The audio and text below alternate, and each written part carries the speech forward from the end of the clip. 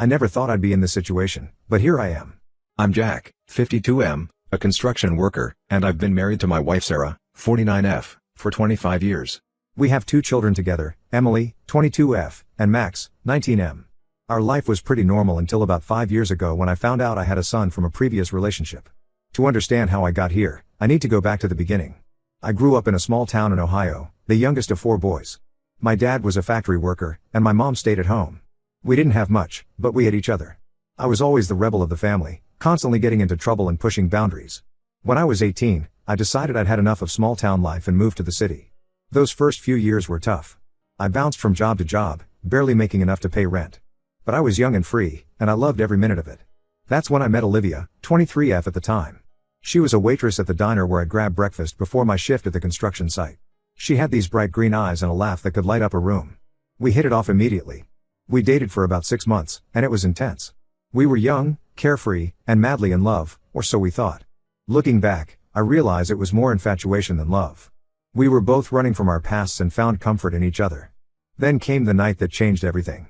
Olivia told me she was pregnant. I panicked. I was 24, barely making ends meet, and suddenly faced with the prospect of being a father. I did the worst thing possible, I ran. I told Olivia I couldn't support her or the baby, packed my bags, and left town the next day. It's the biggest regret of my life. I tried to forget about Olivia and the baby, throwing myself into work. A year later, I met Sarah. She was different from anyone I'd ever known, kind, patient, and grounded. She helped me grow up, to become a better man. We got married after 2 years of dating, and I thought my past was behind me. Sarah and I built a good life together. I worked my way up in construction, eventually becoming a site manager. Sarah pursued her passion for teaching, becoming an elementary school teacher. We had Emily when I was 30, and Max came along 3 years later. Life was good, and I was happy. But my past was always there, lurking in the back of my mind. Every year on what would have been my child's birthday, I'd find myself wondering about them. Were they healthy? Happy? Did they hate me for abandoning them?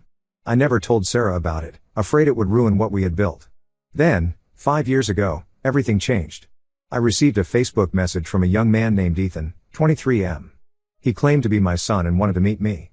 I was shocked and scared, but I agreed to meet him. When I saw him, there was no doubt he was my son. He had my eyes and my smile. Ethan told me that Olivia had raised him as a single mother. She had moved back to her hometown in Indiana, where her parents helped her raise Ethan.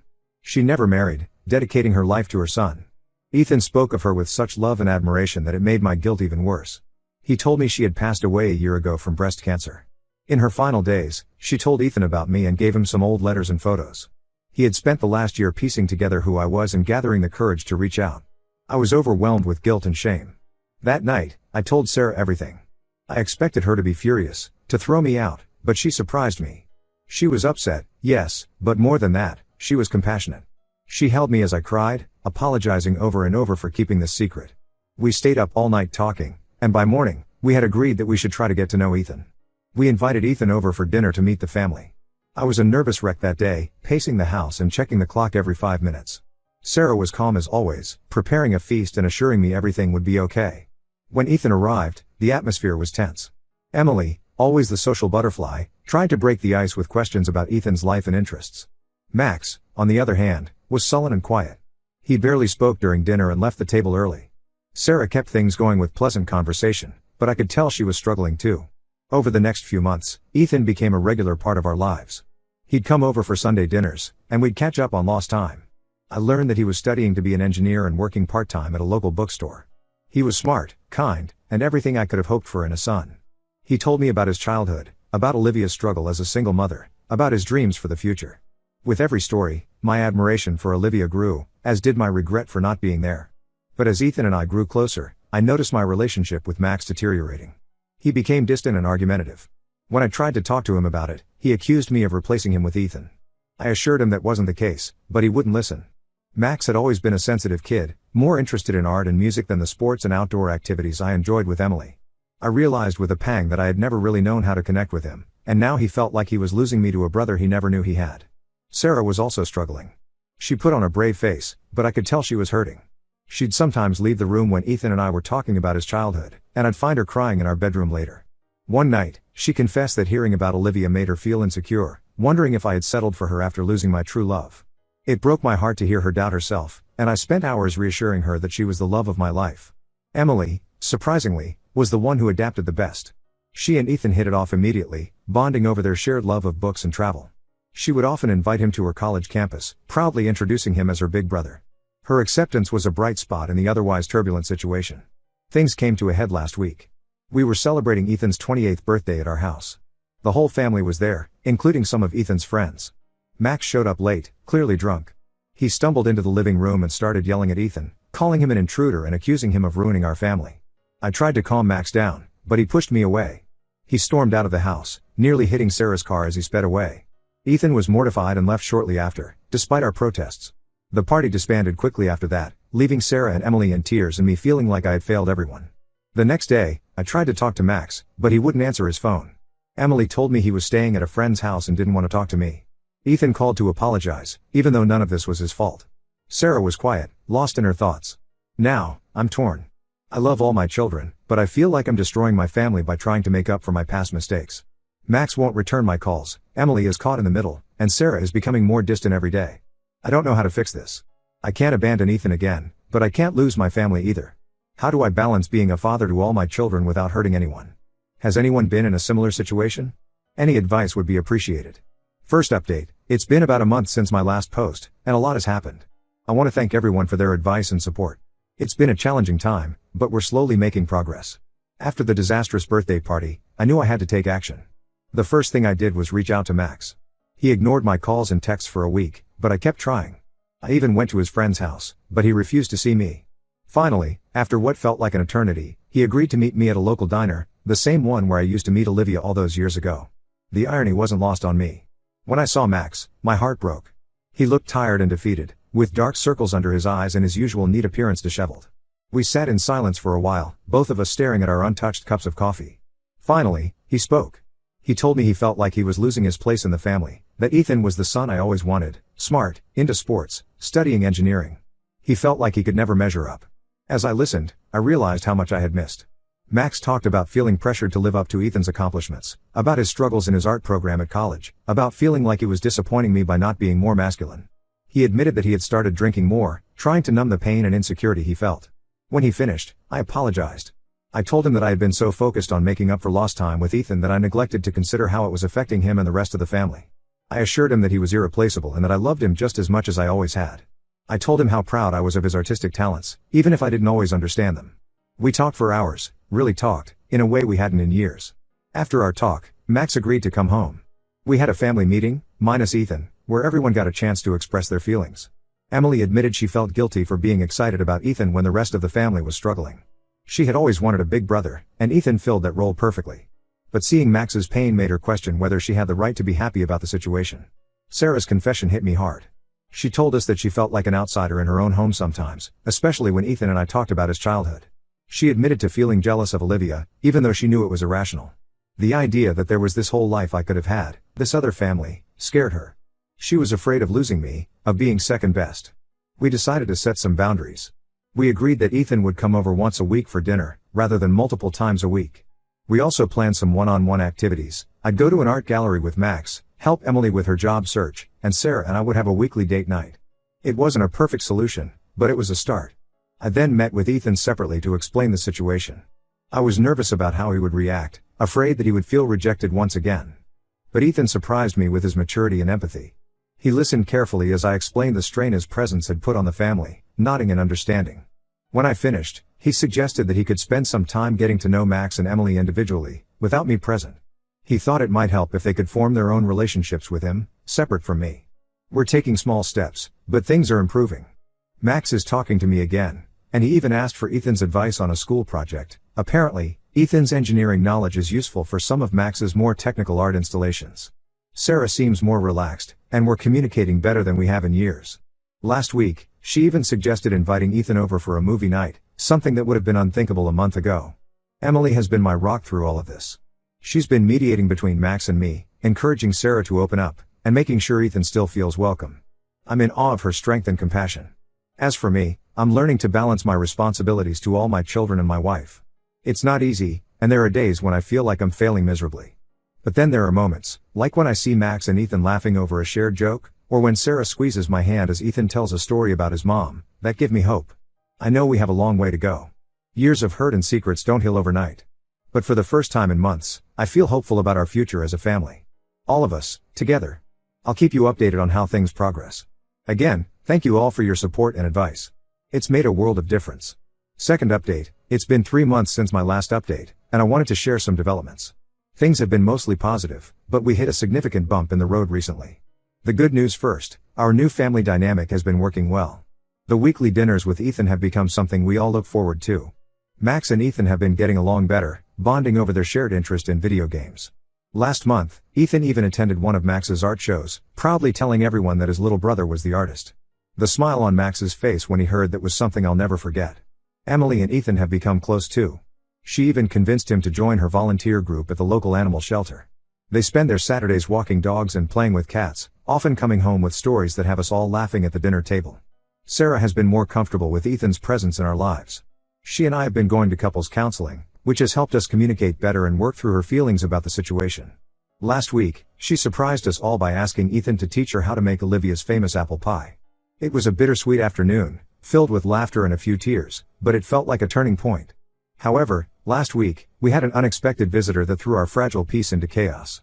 Olivia's sister, Karen, 47F, showed up at our door. I hadn't seen her in nearly 30 years, and her appearance shocked us all. Karen explained that she had only recently learned about Ethan's connection to me. She had been living abroad for many years and had lost touch with Ethan after Olivia's death. When she returned and reconnected with him, she was furious to learn about my sudden reappearance in his life. Karen was angry, and rightfully so. She talked about how hard Olivia had worked to raise Ethan alone, about the sacrifices she had made. She demanded that I compensate them for years of missed child support, threatening legal action if I didn't comply. This threw our household into turmoil. Sarah was upset that this part of my past was causing more trouble. She retreated into herself, spending hours in the garden and barely speaking to me. Max retreated to his room, refusing to talk to anyone. I could hear his music blasting at all hours, a sure sign he was struggling. Emily tried to play peacemaker, but she was clearly stressed by the situation. I could see the toll it was taking on her, the dark circles under her eyes a testament to sleepless nights. Ethan, who wasn't present when Karen arrived, was horrified when he found out. He called me immediately, apologizing profusely and assuring me he had nothing to do with Karen's demands. He offered to talk to her and sort things out. I appreciated his offer, but I knew this was my mess to clean up. I contacted a lawyer to understand my legal obligations. The lawyer advised me that while Karen couldn't force me to pay backdated child support, especially since Ethan was now an adult, there could be some moral obligation to consider. This sparked a series of long, emotional conversations with Sarah. We argued, we cried, we talked in circles. But in the end, we came to a decision together. We decided to set up a college fund for Ethan. It wouldn't make up for the years of absence, but it felt like the right thing to do. We also agreed to help with any outstanding medical bills from Olivia's cancer treatment. It would mean tightening our belts for a while, possibly delaying our retirement plans, but we both felt it was necessary. When we presented this offer to Karen, she was initially resistant. But after a long conversation where I sincerely apologized for my past actions and explained how I was trying to make things right, she softened. She shared stories about Olivia and Ethan that made me laugh and cry in equal measure. By the end of our talk, she agreed to our proposal and even thanked us for stepping up. The aftermath of Karen's visit has been tough. Max is still distant, spending more time at his friend's house than at home. Sarah is struggling with the financial implications of our decision, and I can see the worry lines on her face when she thinks I'm not looking. But Ethan's reaction gave me hope. He was moved to tears when we told him about the college fund, saying it would help him pursue his master's degree, something he thought was out of reach. We're not out of the woods yet, but I believe we're on the right path. We're facing our problems head on as a family, and that's all I can ask for. There are moments when it all feels overwhelming, when I wonder if we'll ever feel like a normal family again.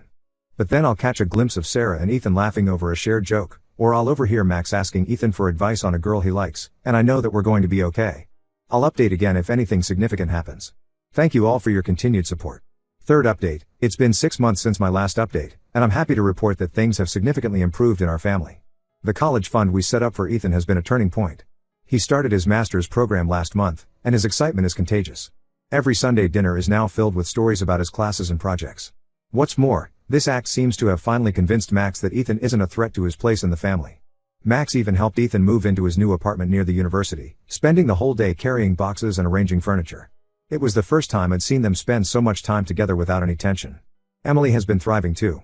She and Ethan have become incredibly close, and she credits him with giving her the confidence to apply for a promotion at work, which she got. Last week, she brought her new boyfriend to meet the family, and it was heartwarming to see how she introduced Ethan as her big brother without a second thought. Sarah and I are in a much better place now. The counseling has helped us immensely, and we've rediscovered the connection we had when we first got married.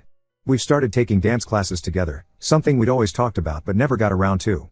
It's been hilarious and romantic in equal measure, and it's given us something that's just ours amidst all the family changes. As for Karen, she's become an unexpected ally. After our initial confrontation, she reached out to apologize for her approach. We've had several good conversations, and she's shared stories about Olivia and Ethan's childhood that I treasure. Last month, she even joined us for Sunday dinner, bringing along old photo albums of Ethan growing up. It was a bittersweet evening, but it felt like a step towards healing for all of us. Last weekend, we had a big family barbecue. Everyone was there: Sarah, all 3 kids, Karen, and even some of Ethan's friends from his master's program. As I stood at the grill, watching my family laugh and talk, I felt a sense of peace I hadn't experienced in years. Max was showing Ethan and Emily his latest art project on his tablet, Sarah and Karen were swapping recipes, and for a moment, it felt like this was how it had always been. There are still challenges, of course. We're navigating holidays and family traditions, figuring out how to include Ethan without overshadowing long-standing family customs. Last Christmas was a bit awkward as we tried to balance everything, but we're learning. We're planning a family vacation for next summer, our first with Ethan, and while it's exciting, it's also bringing up some complex emotions for everyone. Financially, things are a bit tight with helping Ethan with his education, but we're managing. Sarah and I have had to postpone some home renovation plans, and we're being more careful with our spending. But seeing Ethan thrive in his program makes it all worth it. I know this journey isn't over. We'll face more hurdles as time goes on. There are still days when Max gets quiet and withdrawn, or when Sarah looks at old pictures of Ethan with a hint of sadness in her eyes. I still struggle with guilt sometimes, wondering how different things might have been if I'd made different choices all those years ago. But I'm no longer afraid of what's to come. We've weathered the storm, and we've come out stronger on the other side. We're not a perfect family, far from it, but we're a real one, with all the messiness and love that entails. Thank you all for your support throughout this process. Your advice and encouragement have been invaluable. To anyone facing a similar situation, hang in there. With patience, love, and open communication, it is possible to heal and grow as a family.